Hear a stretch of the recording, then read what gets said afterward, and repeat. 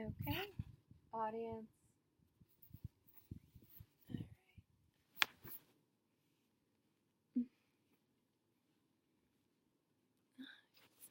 All right. Perfect.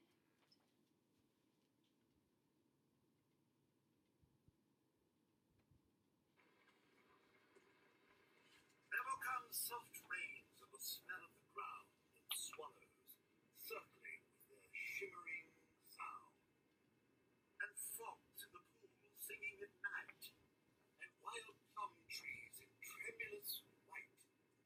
Robins will wear their feathery fire, whispering their whims on a low fence wire, and not one will know of the war, not one will care at last when it is done. Not one would mind neither bird nor tree if mankind perished utterly. And spring herself, when she woke at dawn, would scarcely know that we were gone.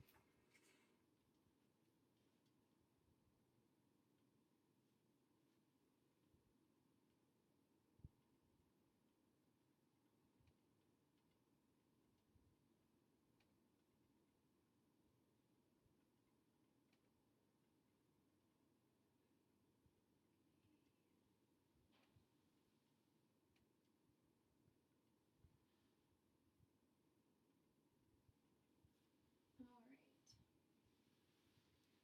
So what Bradbury sees as our future is most definitely portrayed in his short story, There Will Come Soft Rain, where he talks of the deadly implications that technology has on us as humans and how it will remain long after we're gone. Note that Bradbury is known for his metaphors and for his hidden meanings inside of whatever he writes. So McNally quotes, "To be sure, Bradbury is certainly aware of the darker side of things, and his writing often portrays that darker vision." So think about this. How often do you have your cell phone in hand? How often do you save money to buy the newest technology? Do you notice how often you're surrounded by technology? The answer to these questions is they're pretty easy. So let me ask you one more. Do you often think about the negative impact that technology has on us?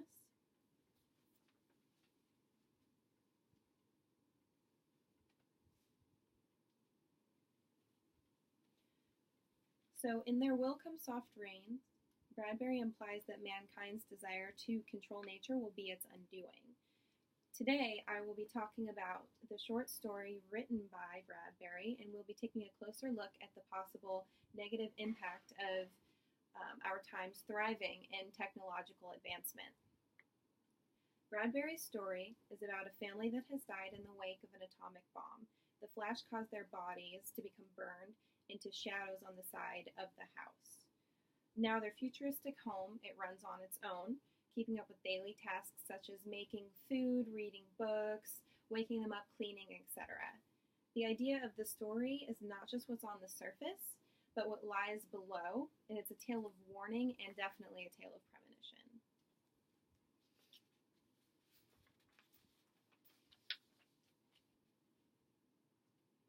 And with this slide, I'm going to be showing you an image, or actually multiple images.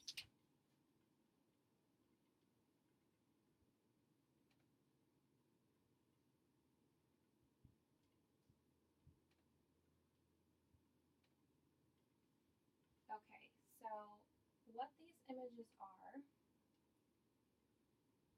is they're actually, it's a photographer who captures the isolation effect of technology, and it's kind of hard to see on the screen, but definitely take a look at it. It's on my PowerPoint presentation attached to this. And what the images portray is it's people holding their cell phones when in vulnerable situations or even family situations. And the cell phone is edited out of the image, so you can actually look at it in terms of how it relates to our communication and how it actually takes away from our relationships. It's a pretty great image that he captures here.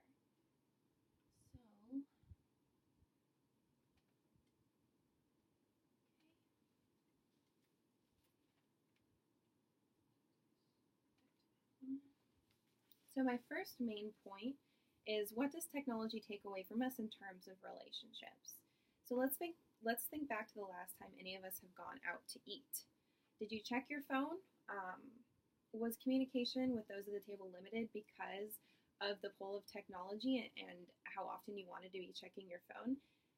Maybe we can even be calling it an addiction at this point. So when reading There Will Come Soft Rains, one can see the implications of technology within the story and how it led to an impersonal way of living, such as the house reading stories to the children instead of the parents, the cooking being done by the house. So this is now seen in most households today, as seen in Eric Pickergill's photo set. So human nature draws us to communication, and what easier way to communicate than to pick up a cell phone and text somebody? Long gone are the days that we even send any sort of messages via mail, or passing notes in class even. Now it's just a simple text and send. But what key parts of communication are missing at this point because of that? So face-to-face communication and even over the phone speaking is considered much more personal, because you're able to hear the tones of the voice, listen to the laughter, or even the sadness in somebody's voice. And with that show of emotion comes vulnerability.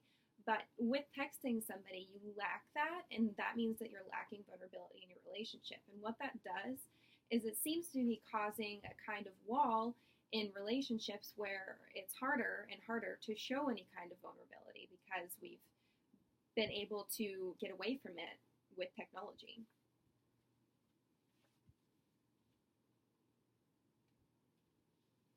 So this comes to my main point number 2, which is, how does technology affect our health?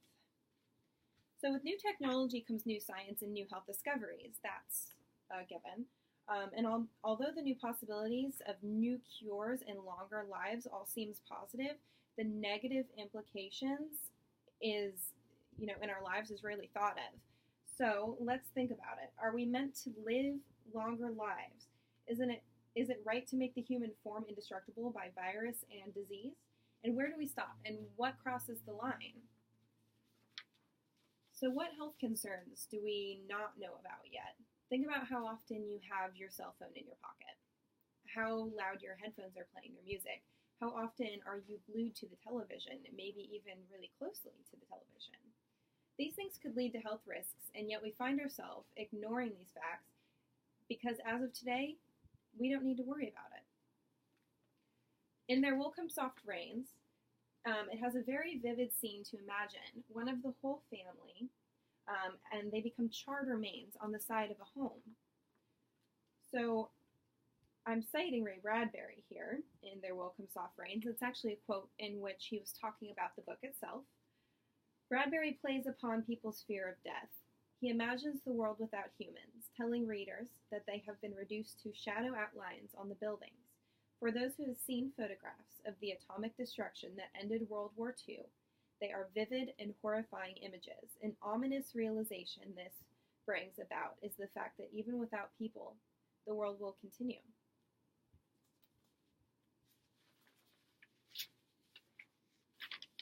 So what cannot be ignored is that the rise in technology in our nations gain more power with the newest weapons created.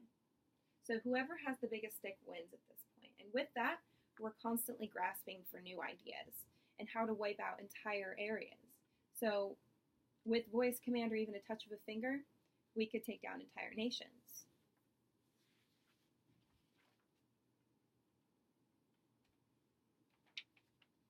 My main point number 3 is, where is technology leading us? If we look into the premonition behind the story that Bradbury wrote, we could assume that the negative effects of technology could lead us into a very similar future that he wrote about. But let's look at the bright side of technology. Let's look at the psychology behind human nature. So we adapt, and it's what's kept us alive. It's what has kept us on the top of the food chain. So we adapt to survive with our ability to be brilliant, to think vastly and expand our own horizons.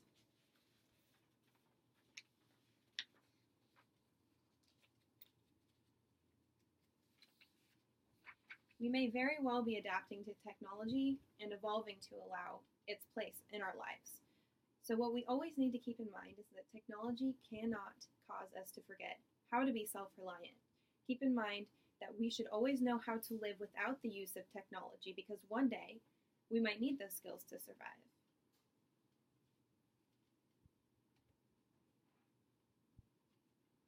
And that's Ray Bradbury, and you'll see it in the PowerPoint. So to end my speech, I wanted to say that technology affects us all. We can make the choice to see it in a positive light, but what's obvious is that it's only expanding, and we have to expand along with it, or we're going to end up falling behind. So that's your choice, and I think that we need to be really smart about it as well. Thank you.